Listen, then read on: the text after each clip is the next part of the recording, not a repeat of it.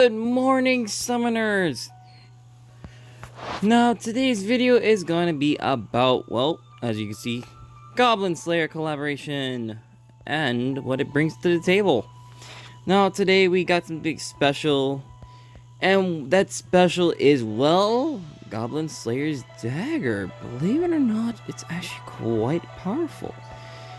Mind you, the fact that it's actually a 4-star equipment, but it's still pretty good. And this is the reason why. You actually, instead of the system giving you enhancement to upgrade it from level 10 to level 1 to level 10, you got it instantly upgraded, but you also got something new to that to the table. Something called Enhance Ability System. Now, the Enhance Ability is probably only for this weapon. We may never know, it might come out in the future as well. Now, first of all, let's go down to what we get for each slot. Slot 1. We got Lifesteal when near death, Break Power, Disease Resistance, Demon Killer, and Dark Resistance, all level 1. Well, everything one of these guys is level 1, sadly. But that doesn't mean it's not good. Now, Demon Killer here has got 10%, which we already know. Each level in either one of the killers, resistances, we already got 10% going on. So Dark Resistance got 10%, Disease Resistance got 10%, but we also have something interesting and new. Break Power level 1. Break Power level 1 isn't as it's OP. It's actually just 2%. I actually have it on my dagger right now, sadly. I actually had 2 powers on it on my other one last time. It had Break Power and something else, but I did not equip it. Sadly, I was pretty dumb. But what interests me most is actually Lifesteal. One of my friends on my chat groups suggested putting this equipment on Weaopns. Weaopns, as we all know it, when she activates her what is that? I forgot her mark, I believe. I forgot what that thing is called. Give me a second. I can get the Magia Drive, sorry. I'm very bad at memorizing things. Now, Weaopns, as I said, activates her Magia Drive. She reduces her defense by a large amount. Or should I just say a certain amount, making her very squishy at the end of the day. Now, this dagger helps out with that because of the fact that it actually has, right here, a defense up when near death. Now, Weaopns, as I said, is very squishy, so she eats a lot of damage. That's why you need a supported tank to soak up that damage. But mind you, it comes in handy since she's still very powerful. Now, you also have in slot 2, Attack Up, Blind Resistance, and Human Killer. As I said before, all killers and resistances also get an instant 10% for each level. So you have a 10% Human Killer? Not bad. But what I'm more interested in is when Attack Up when near death. Now, as I said before, RNG is not so blissful. Oh, I actually have never said this before. RNG is not so blissful. Now I've said it. Why is that? Is because the fact that actually this is all random number generated slots. So you gotta pray to get attack up, lifesteal, and defense up all in one go. Now mind you, HP recovery when near death isn't so interesting, but defense up when near death is a lot more interesting in my opinion for Weaopns. But that's all up to you guys. I'll say this now. For each quest you complete based on how much energy you used will increase the XP gain for this weapon. It has a total of 3,000 XP. Now, to get that 3,000 XP, you just need a complete quest for it. That's all it really is to it. Now, we've gotten 3 other items. One is the bow, Elven Bow, which increases own R gauge by 2 for 5 seconds. Basically, Myra's Earth Sword. If you guys ever realize that. Kind of sad, mind you, since it's actually pretty lame. Priestess Hat. Now, in my opinion, I do not like Priestess Hat, just because of the fact that it only increases our gauge by 1. No thank you. We've actually got better equipment than that, but also increases own heals for self by 50%, so not also good as well. But what I do like is Demon Sword Desiderum. If you guys played through the campaign and seen it, you'd understand. Now, what I like about the sword is actually the fact that it has a very short cooldown time, and also that it also increases attack by 30%. Now, attack by 30% is really good in my opinion, and it lasts that long for 6 seconds. Mind you, I actually looked up the weapon, and I thought I saw 15%, not 6%. Let me go down to the weapon now and see what is going on here. I am saving the best part for last, guys. I am not rushing this. Oh, okay, yes, it's for 6%. That's very saddening, but hey. As you can see, I have all 3 of them. I got lucky and popped up 2 of her. I'm gonna admit this, sadly. I stole everybody's priestess luck. I believe someone posted this on Facebook by now. I had gotten 5 priestesses in most of my summons trying to get demons. Trying to get Goblin Slayer. I was so crunchy. I felt so salty. It actually annoyed me how much I was failing to get Goblin Slayer. Now, let's get down to them. Now, each of these units has a special, unique feature to them. For one, Priestess actually heals based on, as you can see, her luck. About that 5 ones, I got so salty. As you can see, Priestess actually has a passive, or correction, not passive. Her skill is her healing. She does not heal on her arts or true arts. But what makes her surprisingly handy is the fact that she actually negates 6,500 damage total as a shield, reduces own skill to time by 100%, and increases heal effect by 100% for 30 seconds. Now, mind you, this ability does a stack with every equipment you have.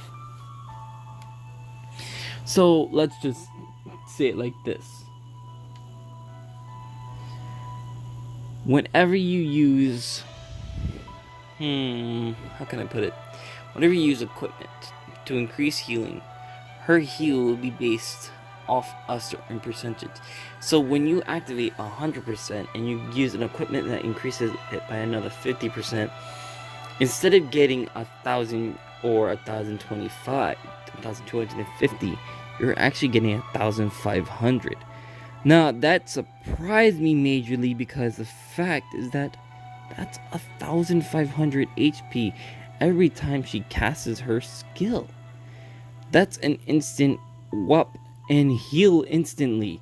So in mid-combat, while your units are taking too much damage, you can heal them and survive almost all the damage an opponent throws at you. Now mind you, that's just our basic skill. This skill is not very effective in PvP because of the fact that it is reduced. But no matter. What I also like about her is also Holy Light. High chance of blinding enemy, increases all allies' arc gauge by 25. Mind you, she's putting Barrack, giving him a run for his money with his art being the same, but except that he also increases all fire elemental units by 2 for 10 seconds, which is basically 20 more points in arc gauge there, so 45 in total if they are fire type. But I also like this as well. Poison time reduction and poison invasion 50% up. That actually comes in handy. Autofills own arc gauge by 2 and all allies max HP by 10% up. Maiden of the Earth Mother. Well, that's interesting. I also put on equip own skill cool time 10% down. I believe that would be the Bloodcrest Arc Ignite. Now that comes in handy, especially for her since she's all based on skill. Now let's get to Goblin Slayer. Goblin Slayer here is very powerful in my opinion. But not OP, just powerful. For one, he actually increases each time he activates his skill. He increases it by 5%. So there's a total of 10 times he casts his skill, increasing it to a total of 50%. That is the max amount which he can acquire. But what surprised me was the fact that he increases his own break and damage. Now, that's surprising because not a lot of units do that. There are in total 3 units right now that actually increase their own break damage when activating their skill or arts. I believe it's skill actually. But anyways, back to the point. Great Scroll, his art, reduces enemy break resistance by 25% and increases damage to enemies by 20% for 10 seconds. Now, that's pretty interesting since it's actually water physical damage. This is because he actually uses a scroll that warps in water from a different location. If you guys watched the anime, you'd understand how much, how this is logically possible. You'd understand once you watch the anime. But with that being said, the fact that he reduces enemy break resistance by 25% is also quite interesting and quite powerful. Well, not really powerful. A lot of units can reduce it a lot more. If you guys know who I mean. TT, Transterra. Oh, sorry, not Transterra. I'm thinking of Final Fantasy. Terrible Tornado, sorry. We all call her TT, but there's another version of TT out there written. And we'll also have Platina. Platina will eventually get her true evolution. Awakening. Her true awakening eventually. But with that being said, let's go down to his true art. True art, 36,000 art damage physical. The less HP, the more damage and break power during true arts. Max 150%. Wait, max 150%? Are you telling me he gets an additional 150% based on how low his HP is? Yes. This does stack well with his already given amount, which is 50%. Now, this makes him especially powerful on the battlefield when he is fighting demons. Why is that? Damage to demons 50% up and will not flinch. Goblin Slayer. This does not affect goblins, it affects all demons. So he's basically a walking nuke towards demons. Autofills art gauge by 4 when near death. And as you can see, I put Power of Destruction, which is the Cursed Sword, on Estrella.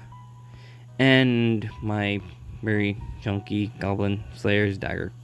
As I said, it only increases by 2%. That's kind of made me salty as well. How unlucky. But with that being said, let's get back to what his true arts can do.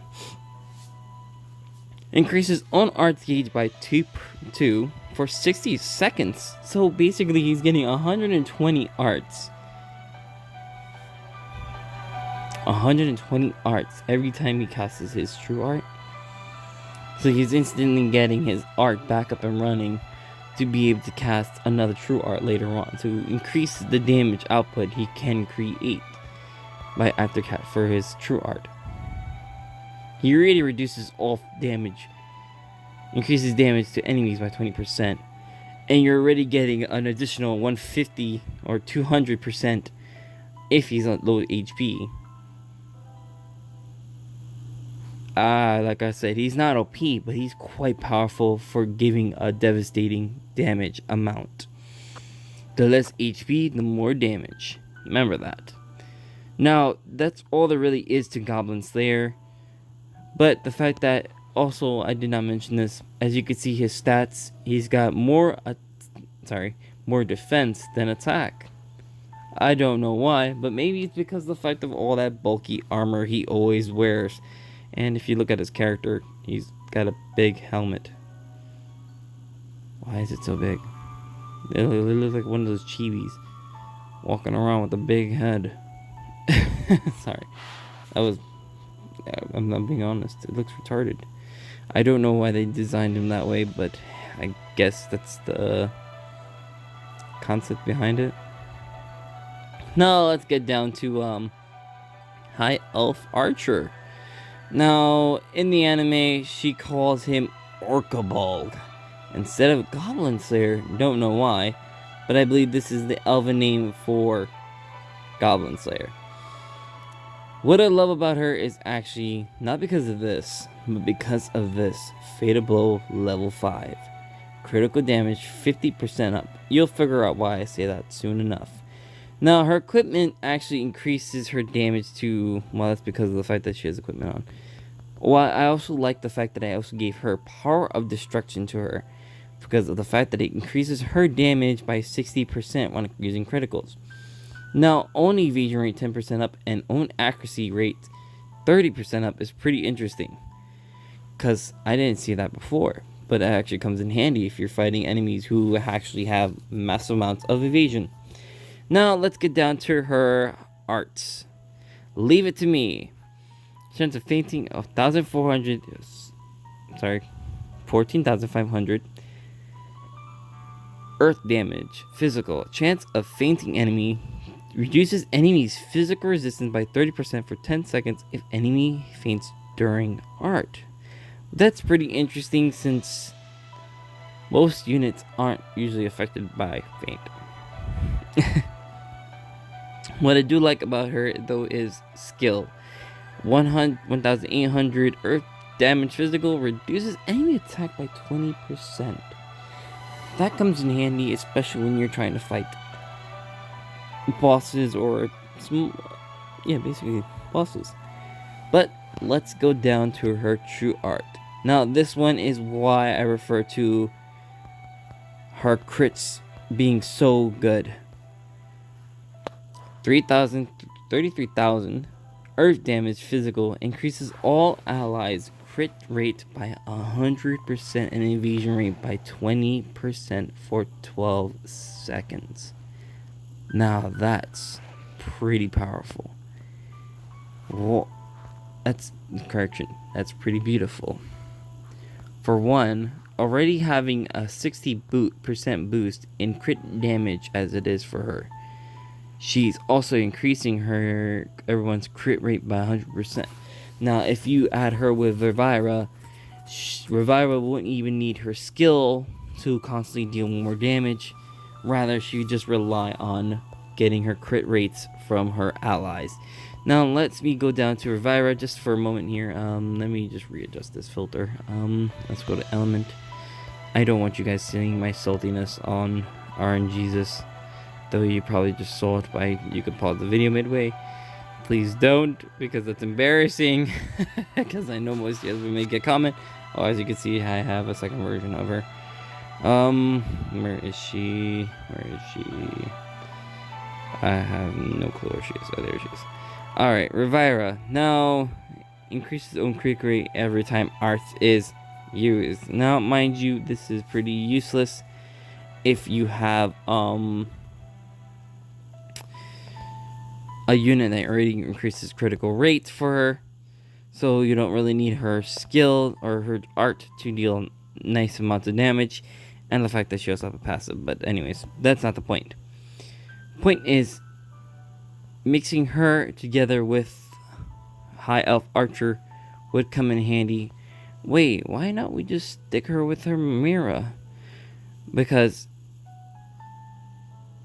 increases all earth units damage by 30% and crit rate by 80% for 10 seconds. Now, mind you, that's pretty handy.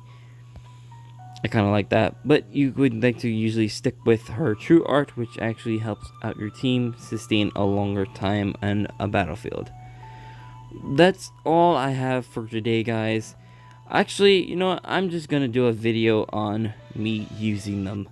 Yes, I will be controlling them in this battle, but I will leave auto all as well on because I am too slow on activating skills and bad at timing things. So, That's about the gist of it.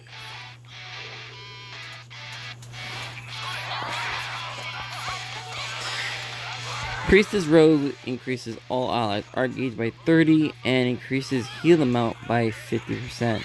So every time she's using her art or equipment, we get an additional 50% on the healing. Now, with this, she increases all heals by 100%. So instead of healing 500, she's actually healing 1000 now. Popping that is pretty nasty. As you can see, we're completely nuking him. Oh dear, and here comes a powerful attack. I'm actually going to use this. See if he can get blinded, but no, he doesn't get blinded. Though he does a lot of critical damage. The only one that would eat most of the damage is actually Priestess here. And as you can see, Priestess is actually holding off. And let's see how she you see how much she heals. I missed that detail. I will have to rewatch the video myself. I was paying attention to the bottom.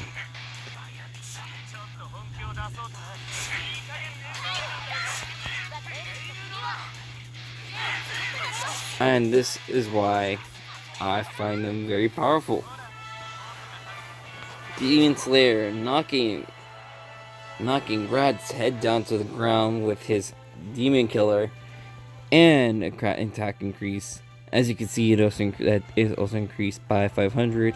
Over that, I'm gonna rerun that just because I want to see how much DPS we can, or correction, how much healing power we can actually add to the team. Now this time I will be controlling it because I'm very curious at how much I can actually do.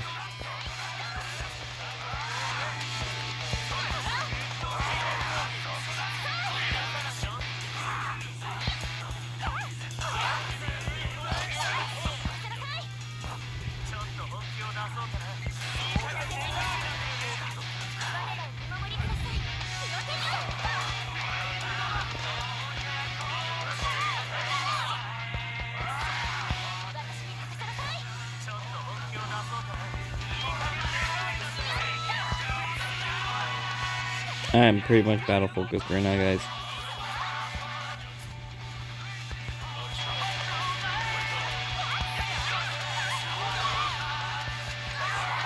Oh jeez.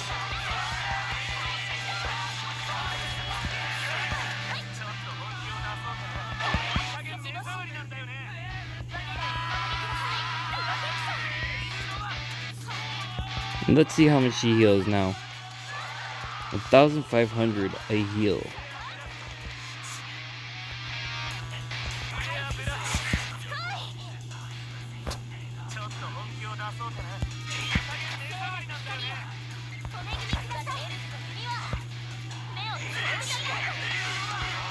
And he's down and out. Now that's pretty much all there is for this video. If you guys have better suggestions upon what equipment should be used to increase the healing rate by an additional power, let me know. I think I already have an idea what I can use to increase that healing. Mind you, I'll show you it right now because that's pretty good healing amounts. Now, mind you, it's also better to always rely on better equipment. But hey, I just like to see how much healing I can provide my team. That's a joke, guys. That's a joke.